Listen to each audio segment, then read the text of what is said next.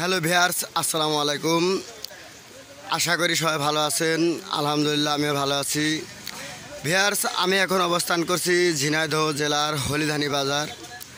Viewers, আপনারা দেখতে পাচ্ছেন যে এখানে তালের শ্বাস বিক্রি হচ্ছে। ভিউয়ার্স, বিষয় হচ্ছে যে আমি যখন ছোট ছিলাম তখন বিষয়টা লক্ষ্য করেছি যে এই তালের শ্বাস কিন্তু আমরা খেয়েছি, অনেকে খেয়েছি, কিন্তু বর্তমান খুব কম দেখা যায়। আসলে কী কারণে দেখা যায়, হয়তো বা আমরা গত 5 বছর আগে বিষয়টা আমরা শুনেছি যে নেটওয়ার্কের কিংবা ইসিজনে নারকেল এবং তাল এগুলো নাকি কম হয়। যাই হোক, এই বিষয়ে আমি সঠিক কোনো তথ্য জানি না, আমি বলছি না। তো আসলে এটা একটা বাৎসরিক ফল, এটা সবারই খাওয়া উচিত, যেহেতু আল্লাহ তাআলা এক এক ফলে এক এক গুণগত মান দিয়ে রেখেছেন। যাই হোক, আমিও নেব এবং আপনারাও নেবেন। আমরা একটু দাম জানতে যাচ্ছি যে ভাই তাল বেচছেন। ভাই আসসালামু আলাইকুম। ভাই তাল কেমন কি রেটে বিক্রি করছেন ভাই? এক একটা 20 টাকা, মানে 300 আছে একটার ভিতরে। ভাই দামটা একটু বেশি আছে না? স্বাভাবিক হচ্ছে না ভাই?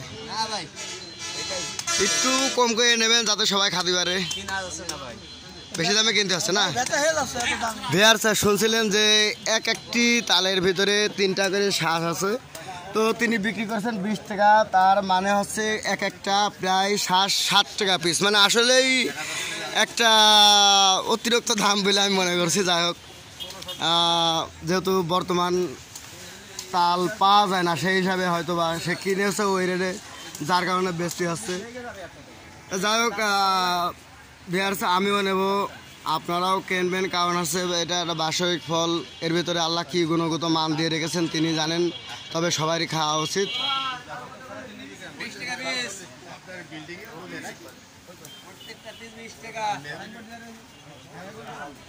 এখানে আমাদের বড় ভাই মোহাম্মদ আসগর মিয়া, তিনি নেচ্ছেন,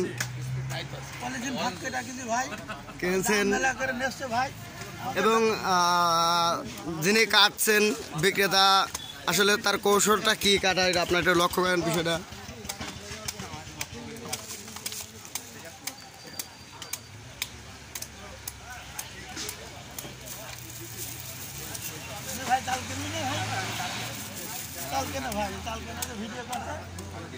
তাল কিনতে ভাই আমরা অফার হয়ে গেছে 300 তাল 20 টাকা সব থেকে হয় নাকি ভাই? কম দাম কেন দিন ভাই? ভিউয়ার্স, শুনছিলেন যারা ক্রেতা, ইনারা বলছেন যে আসলে এই 3টা শ্বাস 20 টাকা দিয়ে কিনে খাওয়া আসলে একটা কষ্টদায়ক ব্যাপার। তারা খুব জানাচ্ছে, আসলে জানাটা কিছু করার নাই, কারণ বর্তমান এক এক নারকেল গাছ এবং তাল গাছ হয়তো বা আপনারা যারা বোঝেন অনেকেই জানেন যে খুব সংকট। এটা আসলে খুব জানালে হবে না, আমাদেরও বুঝতে হবে বিষয়টা। আর প্রত্যেকটা জিনিসের দাম যেহেতু বেশি, সেখানে তো আর কিছু বলার নেই।